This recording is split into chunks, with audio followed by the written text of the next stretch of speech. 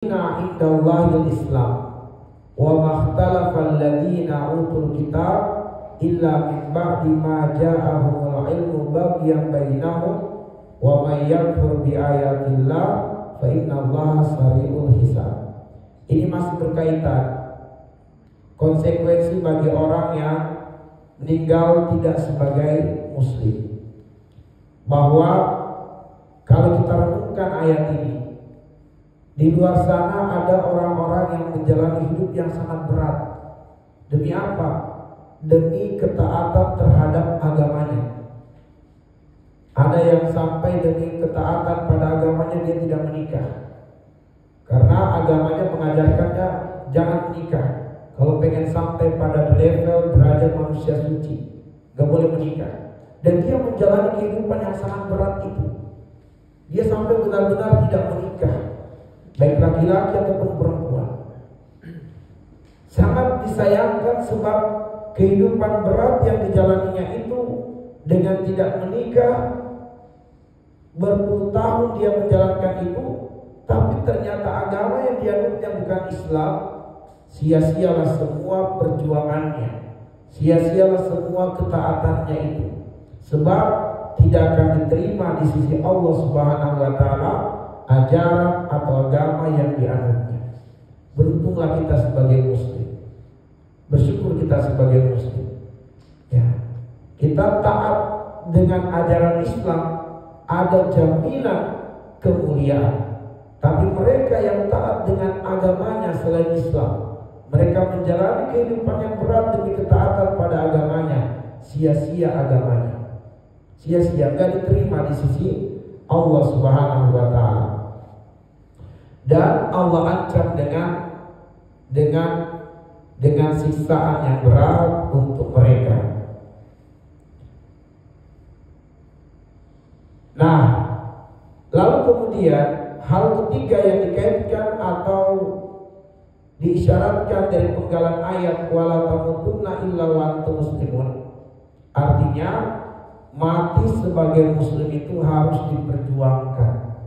Mati sebagai muslim harus diikhtiarkan. Dari sinilah kita pahami bahwa meninggal sebagai muslim dijamin masuk surga, tetapi belum terjamin terbebas dari azab api neraka. Meninggal sebagai muslim dijamin masuk surga, tapi belum terjamin terbebas dari azab api neraka. Jadi kalau kita hanya pengen mendapatkan jaminan surga, jaga keimanannya, jaga keislamannya, insya Allah dijamin masuk surga. Tapi belum terjamin selamat dari api neraka. Sebab itulah Nabi mengabarkan ada di antara kaum muslimin sebelum masuk surga transit dulu ke dalam neraka, yaitu mereka yang mungkin berbuat dosa di dunia, tapi dia menyadari perbuatan dosa ini dosa, dengan melakukannya tidak diridhoi Allah, tapi dia tahu itu dosa, hanya saja dia terkalahkan oleh dorongan syahwat sehingga dia masih melakukan perbuatan dosa. Maka jika nantinya dihisab oleh Allah dan timbangan dosanya berat, dia akan dilempar ke dalam neraka terlebih dahulu, dicuci dulu di dalam neraka, barulah nanti dimasukkan ke dalam surga. Entah berapa lama di neraka, Allahu a'lam bishawab.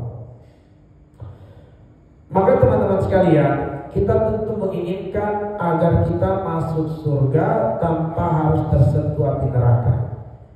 Lalu pertanyaannya, bagaimana cara agar terjamin meninggal sebagai muslim dan terjamin masuk surga tanpa tersentuh api neraka? Itu bagaimana? Ya, bagaimana caranya meninggal sebagai muslim dijamin masuk surga dan tidak tersentuh api neraka? Nah, di dalam Al-Quran Allah memberi petunjuk. Ada 3 tips meninggal sebagai muslim masuk surga tanpa tersentuh api neraka. 3 tipsnya, ya. 3 tips meninggal sebagai muslim masuk surga tanpa tersentuh api neraka. Yang pertama, ya ayyuhalladzina amanu, wahai orang-orang yang beriman, jadilah hamba-hamba Allah yang beriman. Yang kedua, ittaqullaha, bertakwa kepada Allah. Dan yang ketiga, haqqa tuqatih, bertakwa dengan sebenar-benarnya takwa. Takwa dengan sebenar-benarnya. 3 tips inilah yang menjadikan seorang muslim kalau dia meninggal dunia, insya Allah dia selamat dari sentuhan api neraka dan pasti masuk surga.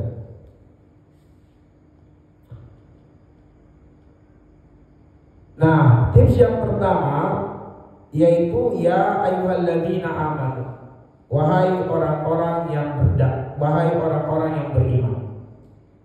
Allah menyeru, Allah memanggil dengan seruan ya ayyuhalladzina amanu. Ini tips yang pertama. Kenapa orang-orang yang beriman? Orang-orang yang beriman itu adalah orang-orang yang siap berdagang dengan Allah. Orang-orang yang beriman adalah orang-orang yang siap berdagang dengan Allah. Orang kafir, teman-teman sekalian, mereka pengen berdagang dengan Allah. Tapi apa jawaban Allah kepada mereka? Sebagaimana surat Ali Imran ayat 91 yang kita bacakan tadi.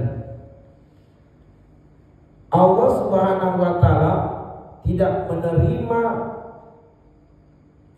akan menerima apapun dari mereka sebagai tebusan untuk selamat dari neraka, meskipun dengan bumi dipenuhi dengan emas.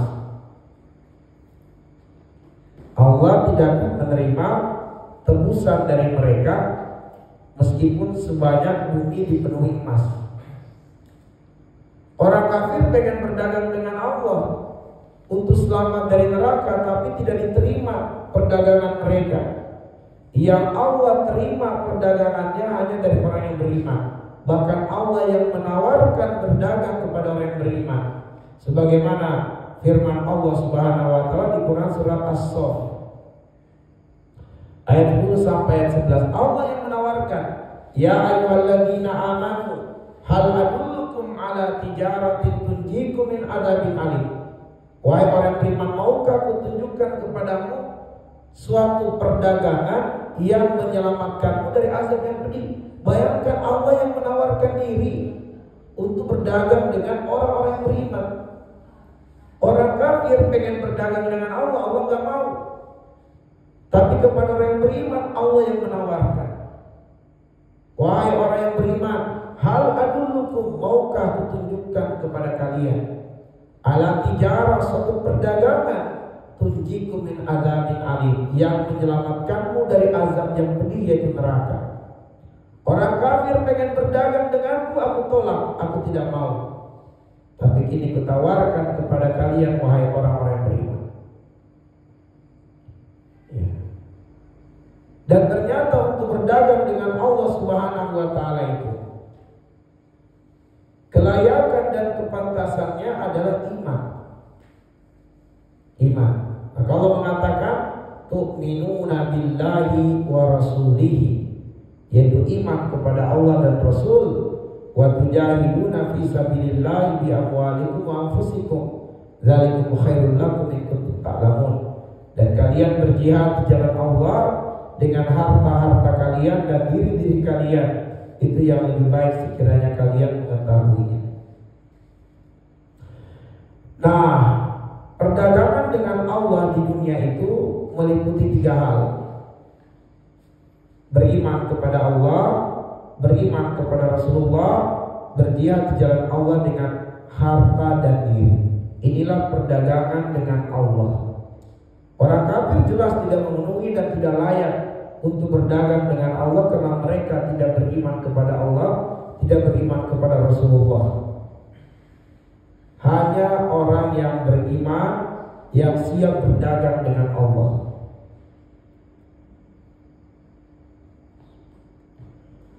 Ikhwatal iman ahibazani Allah wa iyyakum ajma'in. Alhamdulillah, orang muslim dia beriman kepada Allah, beriman kepada Rasulullah. Tinggal satu syarat, bagaimana dia berjihad di jalan Allah dengan harta dan diri, supaya dia benar-benar selamat dari azab api neraka.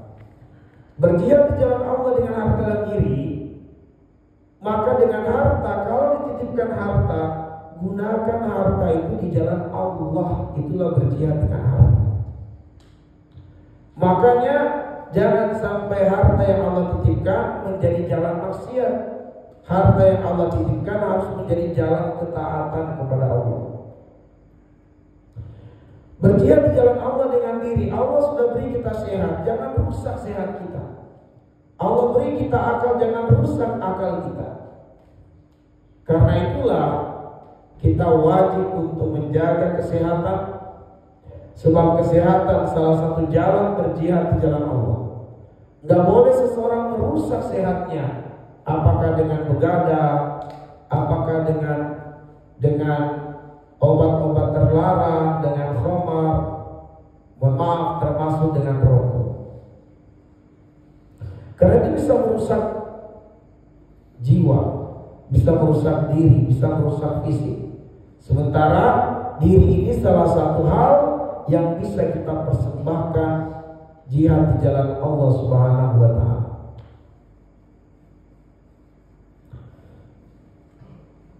Berjihad di jalan Allah itu ada 4. Al-jihadu al-jahli wan nafsi, al-jihadu ala syaitan, al-jihadu ala al-kufari wal munafikin, al-jihadu ala bid'ati wal munkarat. Ini kita tidak bahas dulu, sebab ini ada pembahasan tersendirinya. Bahwa berjihad di jalan Allah itu pertama, al-jihadu ala al-jahli wan nafsi. Berjihadlah untuk mengalahkan kebodohan dirimu, dan berjihadlah untuk mengalahkan syahwatmu. Makanya kita belajar, itu termasuk berjihad untuk mengalahkan kebodohan diri kita dan mengekang syahwat. Karena syahwat kita tuh gak mau belajar. Syahwat kita tuh pengen murah-murah, pengen senang-senang, itu syahwat kita. Gak mau belajar, gak suka belajar. Syahwat kita itu gak mau ibadah, pengennya tidur-tiduran saja, pengennya nyantai-nyantai saja. Maka tatkala kita buat program itikaf seperti ini adalah latihan berjihad alal jahli wan nafsi, mengalahkan syahwat kita untuk menghilangkan kebodohan diri kita. Al-jihad ala syaitan, jihad melawan syaitan. Syaitan menyerang dengan 2 senjata, senjata syahwat, senjata syubhat. Gak bisa 2 senjata ini ditameng kecuali sabar dan ilmu. Setan menyerang dengan syahwat, tamengnya adalah sabar. Setan menyerang dengan syubhat, tamengnya adalah ilmu. Dan sudah kita jelaskan pertemuan yang lalu apa itu syahwat, apa itu syubhat. Al-jihad wal kufar wal munafikin, jihad memerangi orang kafir dan orang munafik. Orang kafir, orang munafik itu gaya hidupnya adalah gaya hidup hedonis, gaya hidup bebas, gaya hidup kapitalis, materialis. Nah, kita sebagai seorang muslim yang berjihad melawan mereka adalah bergaya hidup dengan prinsip halal dan haram. Gak ada istilah hidup ini untuk main-main, gak ada bagi muslim. Orang kafir ada, hidup itu untuk syahwat, suka-suka syahwatnya.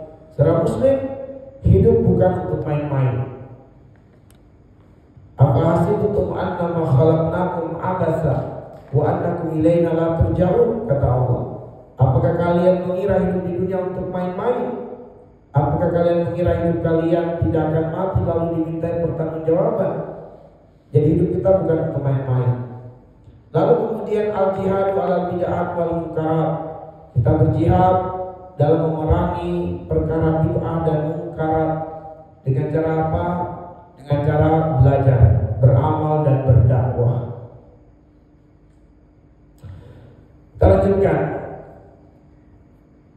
Ada 3 ciri utama orang yang diakui Allah berdagang dengan Allah. Siapa yang memiliki 3 ciri ini bergembiralah, sebab Anda diakui sedang berdagang dengan Allah. Adapun yang tidak memenuhi ciri ini, berjuanglah untuk memenuhi ciri ini, supaya kita bisa berdagang dengan Allah. Hanya dengan kita berdagang kepada Allah kita selamat dunia akhirat. Siapa yang tidak mau berdagang dengan Allah, dialah pengikut hawa nafsu. Apa 3 ciri untuk seseorang terkategori atau diakui dia berdagang dengan Allah? Pertama, selalu membaca Al-Quran. Innal ladzina yatluna kitaballah, selalu membaca Al-Quran. Selalu membaca Al-Quran. Maka siapa yang rutin baca Quran, itu adalah ciri dia betul-betul berdagang dengan Allah. Makanya kita buat program minimal 5 lembar per hari, supaya kita selalu membaca Al-Quran. Kalau bisa 1 juz, bagus. Di masa Khalifah Umar bin Abdul Aziz, orang yang paling malas membaca Quran di zaman itu adalah yang menghatamkan 1 juz per hari. Itu paling malas di zamannya Umar bin Abdul Aziz. Yang kedua, wa aqamus shalah. Yang diakui Allah berdagang dengan Allah adalah yang menegakkan sholat. Yang menegakkan sholat, selalu menegakkan sholat. Dan yang ketiga, diakui Allah selalu berdagang dengan Allah adalah wa anfaqu mimma razaqnahum sirran wa alaniyah yarjuna tijaratan lan tabur, adalah yang selalu bersedekah. Maka membaca Quran, menegakkan sholat dan sedekah adalah mereka yang Allah akui yarjuna tijaratan lan tabur. Mereka lah yang benar-benar mengharapkan perdagangan dengan Allah. Nah, tips yang kedua adalah ittaqullah. Ini tips yang kedua.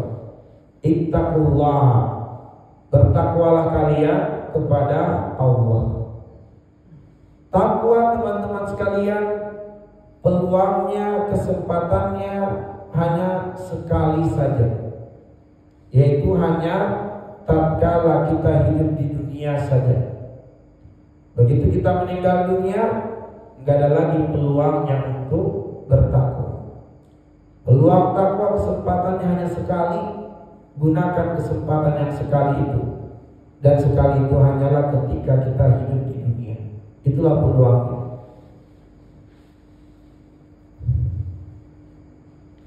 Nah, teman-teman sekalian, Allah berfirman di dalam surat Al-Baqarah ayat 197, wa tazawwadu fa inna khairaz zadi taqwa wattaquni ya ulil albab. Berbekallah, sesungguhnya sebaik-baik bekal adalah takwa, dan bertakwalah kepadaku wahai orang-orang yang berakal.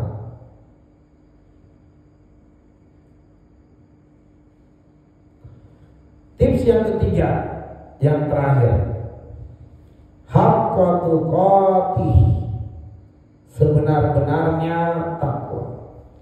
Sebenar-benarnya takwa. Apa yang dimaksud dengan sebenar-benarnya takwa? Takwa yang sebenar-benarnya itu adalah takwa yang pertama ada visi yang jelas, ada modelnya, dan ada prosesnya. Itu takwa yang benar itu. Ada visi, ada model, ada proses. Kenapa kita kemudian membuat program I'tikaf di Masjid Az-Zuhra ini? Itu sebenarnya adalah untuk mempertajam, memperjelas visi dari takwa, dan untuk menciptakan model pribadi takwa. Dan prosesnya adalah diantaranya program-program yang kita adakan di program MABI.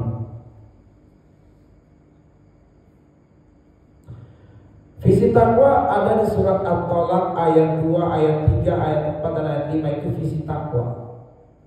Model takwa ada di surat Ibrahim ayat 24-25. Proses takwa ada di Quran surat Asy-Syu'ara ayat 83 sampai 85. Jadi Al-Quran itu dia adalah pedoman hidup manusia, petunjuk hidup kita. Sebab Al-Quran manhajul hayat, kurikulum hidup. Udah jelas apa yang mau dicari ada di dalam Al-Quran.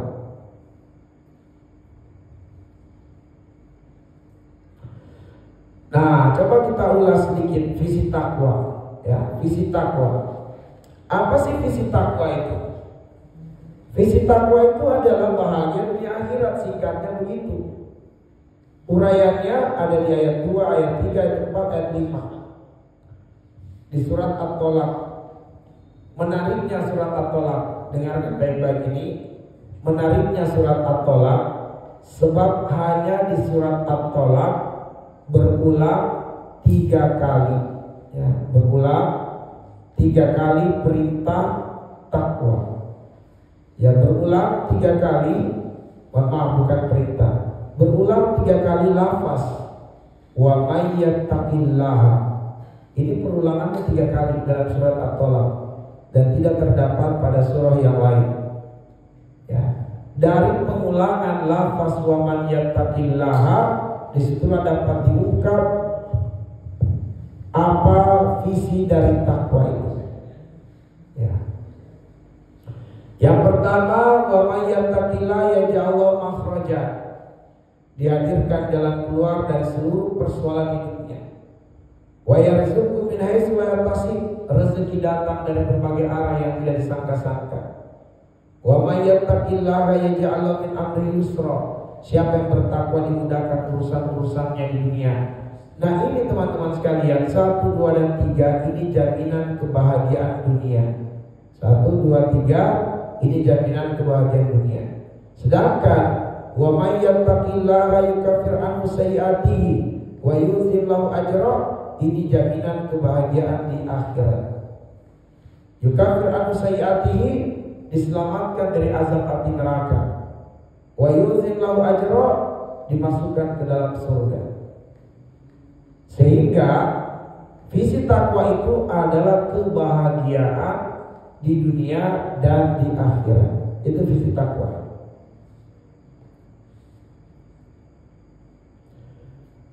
Hakikat takwa itu ada 4. Nah, ini harus dihafal nih, ya. Hakikat takwa. Karena Allah mengatakan haqqa tuqatih, takwa yang sebenar-benarnya. Hakikat takwa ada 4. Yang pertama, al-khawfu bil jalil. Yang kedua, al-amalu bil tanzil. Yang ketiga, ar-ridha bil qalil. Dan yang keempat, al-istidad fi yaumir rahil. Nah, itulah 4 hakikat takwa. Al-khawfu bil jalil, al-amalu bil tanzil, wal-ridha bil qalil, wal istidad fi yaumir rahil. Al-khawfu bil jalil artinya takut kepada Allah yang Maha Tinggi. Al-amalu bil tanzil artinya beramal berdasarkan wahyu. Ar-ridha bil qalil artinya ridho dengan takdir Allah meskipun sedikit. Al-istidad fi yaumir rahil, mempersiapkan bekal untuk kehidupan akhirat. Inilah hakikat takwa. Jadi yang dikatakan takwa sebenar-benarnya itu adalah yang memenuhi hakikat ini. Maka ketika Allah mengatakan ittaqullaha, bertakwalah kalian kepada Allah haqqa tuqatih, dengan sebenar-benarnya takwa. Ini yang sebenar-benarnya takwa. Apa cirinya seseorang itu takut kepada Allah? Apa cirinya? Apa kira-kira ciri atau tanda seseorang takut kepada Allah? Ada yang bisa jawab dari perhatian? Apa cirinya? Apa tanda yang paling menonjol seseorang itu takut kepada Allah? Tidak melakukan maksiat. Tidak melakukan maksiat. Ciri orang yang takut kepada Allah Subhanahu wa taala tidak melakukan maksiat, betul? Apa ayatnya? Ya, sebenarnya ciri yang paling menonjol dari seseorang yang takut kepada Allah itu adalah tunduknya hawa nafsu. Tunduknya hawa nafsu. Tapi ciri tunduknya hawa nafsu adalah terhindarkan seseorang dari maksiat kepada Allah. Quds Nabi bakal minat dunia.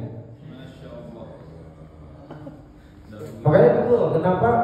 Karena tips terkuat untuk meninggalkan maksiat itu adalah tumbuhnya dan hadirnya rasa takut kepada Allah. Itu tips terkuat. Coba lihat, ketika Yusuf digoda oleh seorang wanita, apa kata Yusuf? Ma'azallah, aku berlindung kepada Allah. Inni akhafullah, aku takut kepada Allah. Ketika kemudian Habil, ketika Qabil berkata kepadanya, wahai Habil, pilihannya dua, kamu bunuh saya atau saya pasti bunuh kamu. Gak ada pilihan yang ketiga. Apa kata Habil? Lain basatta ilayya yadaka litakula lima ana bibasitin yadiya ilayka liaktula inni akhafullah. Aku tidak akan membunuh engkau wahai saudaraku, aku takut kepada Allah. Apa yang membuat Habil tidak mau membunuh Qabil? Karena takut kepada Allah. Apa yang membuat Yusuf tidak mau berzina dengan Zulekha? Takut kepada Allah Subhanahu wa taala. Sulaiman ketika disogok oleh Ratu Bilqis dengan emas, intan, permata, berlian, Sulaiman mengatakan atumidunani bimali fama atani Allah khairum mimma atakum bal antum bi'ajatikum tafrahun. Sulaiman takut kepada Allah Subhanahu wa taala sehingga terhalanglah mereka ini dari berbuat maksiat. Kenapa hari ini banyak orang melakukan perbuatan pembunuhan? Karena banyak orang yang tidak takut kepada Allah. Kenapa banyak orang yang berbuat zina? Ya karena banyak orang yang tidak takut kepada Allah. Kenapa banyak pejabat yang korupsi? Para pedagang yang curang dalam takaran dalam timbangannya? Karena banyak orang yang tidak takut kepada Allah. Makanya teman-teman sekalian, ciri paling menonjol seseorang yang tumbuh rasa takut di hatinya kepada Allah adalah tunduknya hawa nafsu. Dan ciri tunduknya hawa nafsu adalah terhindarkannya seseorang dari maksiat. Jadi yang gampang berbuat maksiat itu adalah orang-orang yang menipis rasa takutnya kepada Allah. Kalau sudah ada rasa takut, dia halalkan segala cara. Kalau masih ada rasa takut, masih ada remeh-remeh. Cuma karena rasa takutnya menipis, maka dia melakukan perbuatan dosa. Tapi kalau nggak ada rasa takutnya, dia menghalalkan segala cara. Baik, jadi teman-teman sekalian, itu adalah ciri seseorang yang takut kepada Allah Subhanahu wa taala. Beramal berdasarkan wahyu. Apa cirinya orang yang beramal berdasarkan wahyu? Apa kira-kira cirinya? Apa ciri orang yang beramal berdasarkan wahyu?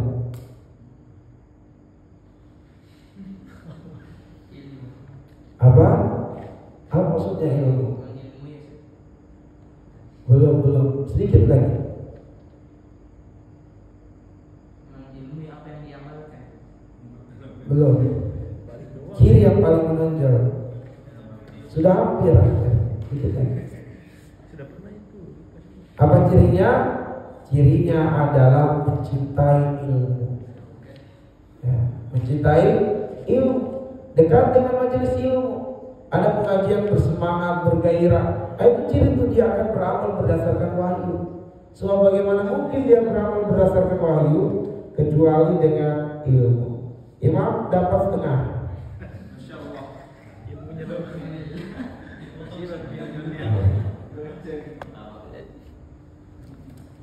Nah, ar-ridho bil qalil, ridho dengan takdir Allah meskipun sedikit.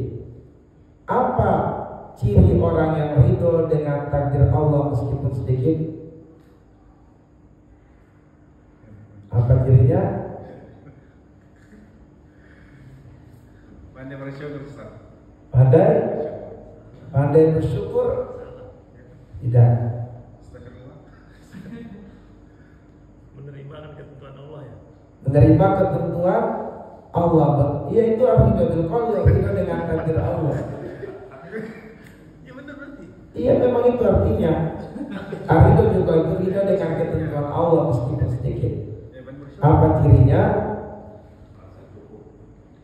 Apa cirinya? Betul. Belum.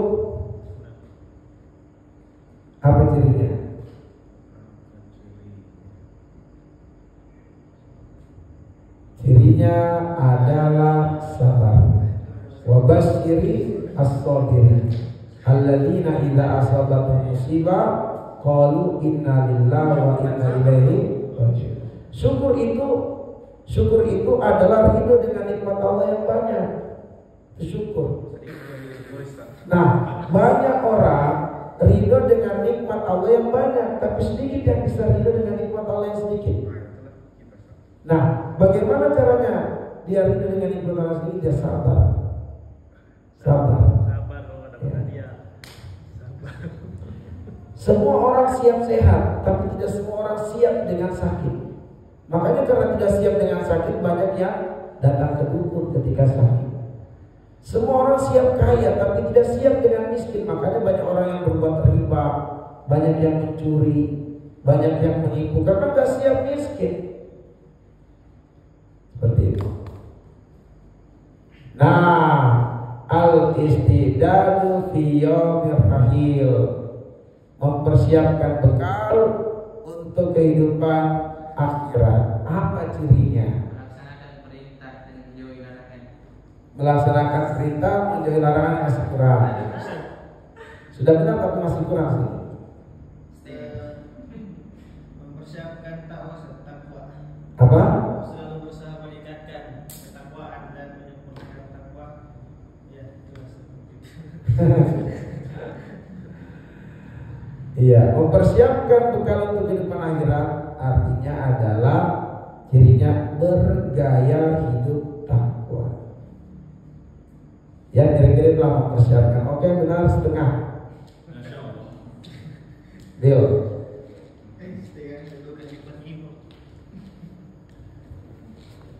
Jadi al-istidad yang terakhir itu bergaya hidup takwa. Bergaya hidup takwa. Bagaimana bergaya hidup takwa? Itulah model. Ya. Bagaimana bergaya hidup takwa? Itulah disebut dengan model takwa. Jadi kita hidup di dunia ini harus kenali model supaya kita bisa bergaya hidup sesuai dengan model. Nggak ada sesuatu di dunia ini yang tanpa model. Ya. Pakaian yang kita pakai untuk model. Bangunan ini ada modelnya.